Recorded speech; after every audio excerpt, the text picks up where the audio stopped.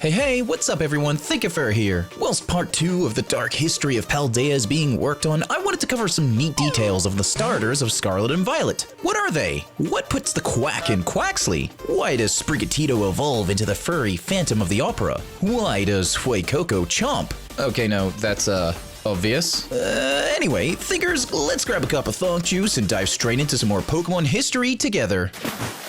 Let's get basic and start with what kind of animals the starters are. Quaxly at first appears like a duck in its first form, and its hair is slicked back, and regardless of what form it takes, we always see this mon dancing. The dances themselves resemble festival dances, but what really sells Quaxly as a dancer is its final form, quaquavel. And equally as hilarious as it is fitting, Quaquaval busts into a dance as soon as it's sent out. Also, Quaxly might start as a duck in its first form, appearing suave and ready to party, but at its final evolution, it now has lots of beautiful feathers and is a fully fledged stage performer with a lovely peacock tail, just like a Samba dancer's outfit. The perfect representation of this Pokemon's final evolution from a fledgling beginner to a fully fledged dancer and performer, but also a fighter. In battle, we can see Quaquaval's signature move, Aqua Step. Visibly, we can see it performs a basic Capoeira dance, and then a classical Capoeira technique, Au Semau. Hilariously, Quaquaval also looks like a Samba dancer, and the Capoeira dance and Samba do have similarities, but one thing that cements everything is that both are practiced in Brazil, a place that was once a Spanish colony that eventually gained its independence from Spain-Portugal in 1822, which was barely a decade before the Inquisition fell.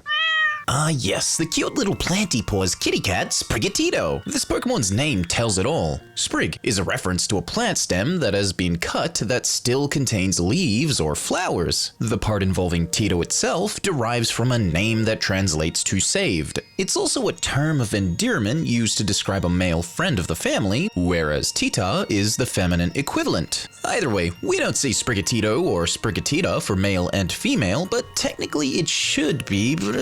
Yeah, okay, that is such a missed opportunity. Ugh. Anyway, when we look at the final evolution of Sprigatito, Masquerade, it's a dead giveaway as to what historical theatrical theme it takes. The mask and outfit worn clearly resemble that of a masquerade outfit worn in such performances. Going further, at masquerade balls, people could mask themselves and debate or discuss freely anything without their identity being revealed, so as to keep them from earning the scornful wrath of the Spanish Inquisition. Masquerade is also the magician Pokemon, and almost certainly we know that at some point witches and their so-called witchcraft was forbidden, and you probably would have been burned by the Inquisition for that at the very least. I guess Masquerade's grass typing and weakness to fire really homes in on that part, and maybe that's also part of why a masquerade mask mixes with this to keep its identity a secret, just like in masquerade balls. But hey, masquerades weren't all political, most were pretty fun, and if it's anything to go off, Masquerade definitely looks like it's more down for a party and a dance than a debate. Even its signature move, Flower Trick, fits this party theme, as when the move is performed, it throws a rigged bouquet of flowers at the target,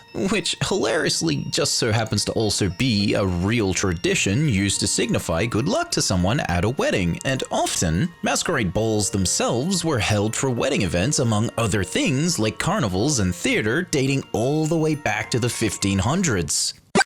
Fuecoco, the cutest ankle biter of the lot. This little Chomperomposaurus has quite the spicy story to it. You'd at first think, okay, bipedal dino, and yeah, I did too, but really it's more of a bipedal crocodile or alligator, especially when you consider its fixation with biting. I just love this little guy. He's the starter I chose in my playthrough, and it's very clear his entire line is based on a Spanish singer, performer, and perhaps even a guitarist, as we see his entire evolution line, Crocolore and Skeledirge, taking on themes of theatrical design seen far earlier in history, more towards the end of the medieval periods and Renaissance, the 1800s, and further. Once again in full circle, and I do feel like I'm repeating this a fair bit, but this year marked the end of the Spanish Inquisition, and singers and performers had become more bold about what they wanted to sing, dance, and perform. By extension of this, as the power of the Inquisition waned, folks all across Spain and Europe felt less afraid to express their ancestral customs and traditions.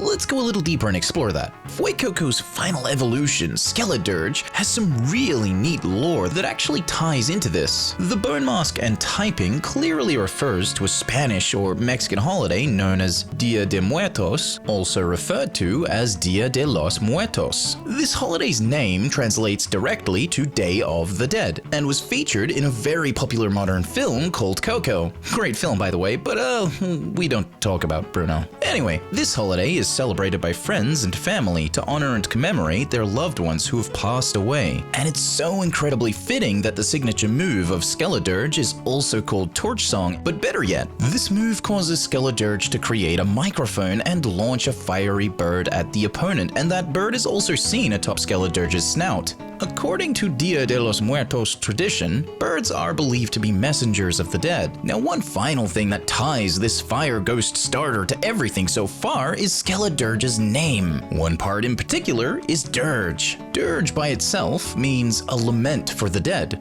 aka a funeral rite. Skeledirge is a fire ghost type. By that fact, we could interpret this mon's type choice of ghost fire type as almost a symbolic reference to the lament for those who have passed, perhaps even a step further from the fires of the Spanish Inquisition. And with that, we wrap up. Doesn't all that just fit together neatly? I've had a good amount of fun interpreting Pokemon Scarlet and Violet starters, the history, mythos they may hold. But before I finish up, I just want to make an announcement that I will be hosting a live giveaway for Lucario and Charizard on my live streams, and my friend Grim will be there as well. Keep on the lookout for more updates. Thinkers, if you enjoyed this video, let me know your thoughts in the comments below and hit that like button and subscribe.